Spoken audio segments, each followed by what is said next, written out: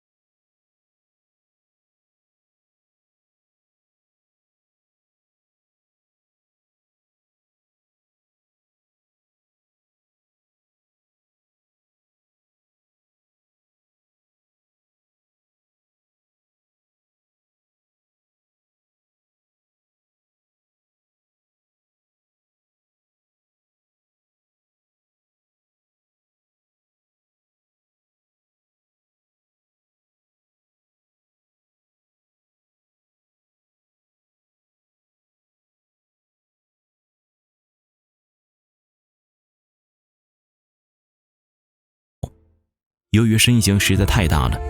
耶梦加德无法把身子完全伸展，他嘴衔着尾巴，头尾相接，象征永恒。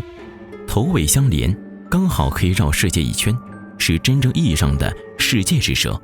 因而也被称为尘世巨蟒及围绕中庭的巨蛇。传说一旦它放开尾巴时，世界将会结束，它将升到海洋表面，并向天空吐土。正是如此危险的巨蛇，也难逃被覆灭的下场。他的一生都在和徐锦江看花眼了，是和你们的男神雷神索尔纠缠到底，至死方休。一，缘起一只猫。这是耶梦加德和索尔的第一次见面，也是第一次较量。某次，索尔和洛基来到巨人国，他们被国王嘲笑矮小，于是他们就提出与巨人国比试一番。国王出了一些难题刁难索尔，其中一项便是要求索尔把国王所养的一只猫举起。可索尔不知道的是，这只猫只是一个幻象，他所面临的实际上是巨蟒耶梦加德。耶梦加德的巨大足以环绕人间世界，尽管索尔力大无穷，又怎么能和世界蛇相提并论呢？所以索尔费尽全力，也只能堪堪抬起猫的一只脚，大蛇耶梦加德的一小部分。这件事儿也使得索尔和耶梦加德结下了深深的渊源。二，激战垂钓巨蛇。耶梦加德经常捕食海面上的渔民和船只，索尔准备去解决这个祸害。于是某天，他便随巨人辛米尔出海捕鱼。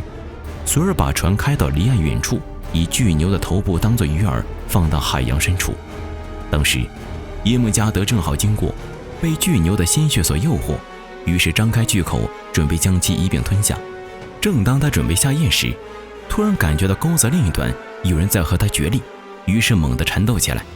雷神索尔被拖到了舷窗上，他咬紧牙关，也以同样的神力对抗。索尔引下雷霆暴起，而耶梦加德也用坚硬的鳞片抵抗。当耶梦加德被冲到海面后，则不断释放毒气与蛇血，并使力拉扯着，甚至将索尔力挫的船只都毁掉了。这时候索尔拿起巨锤想要击在巨蛇头上，可是巨人辛米尔却因为害怕，一把将丝线剪断了。耶梦加德就此逃脱。重返大海的巨蛇从此与索尔有着不共戴天之仇。三，缘灭诸神黄昏。随着光明神的陨落，末日之战诸神黄昏来临了。洛基的3名儿女都成为了破坏世界的祸根，特别是耶梦加德，他从睡梦中苏醒过来，并在海底不断翻腾着，引起滔天巨浪淹没世界，并且从海中咆哮而出，来到阿斯加德的土地上，正式向诸神宣战。他的交战对手正是与他有极深恩怨的雷神索尔。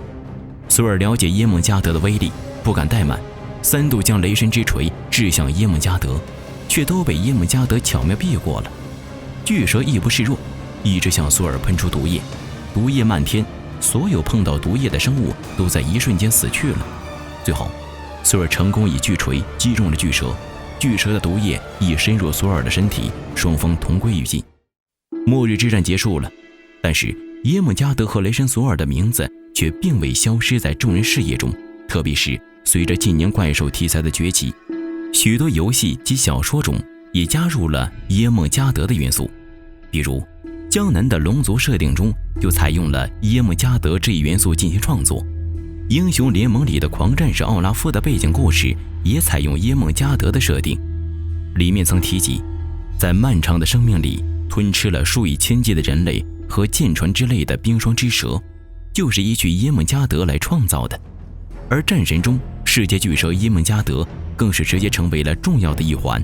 其庞大的身躯给众多玩家留下了深深的印象。或许在上古时代真的有过这么一条尘世巨蟒，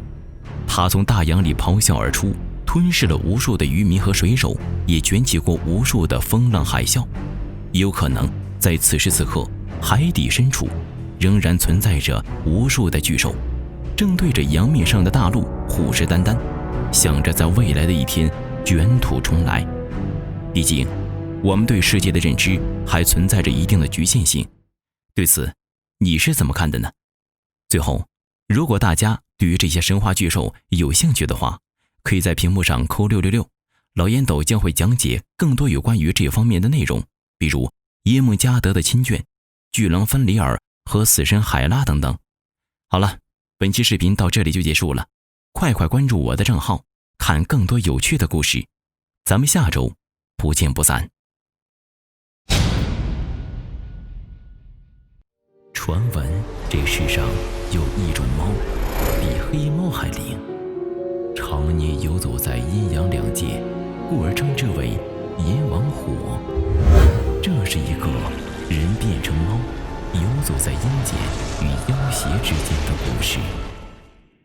大家好，这里是老烟斗新书《猫新尊》的预告，大家可以下载起点读书 APP， 搜索《猫新尊》或老烟斗鬼故事，看一个人变成猫的故事，继承老烟斗一贯的风格，大家可以放心观看。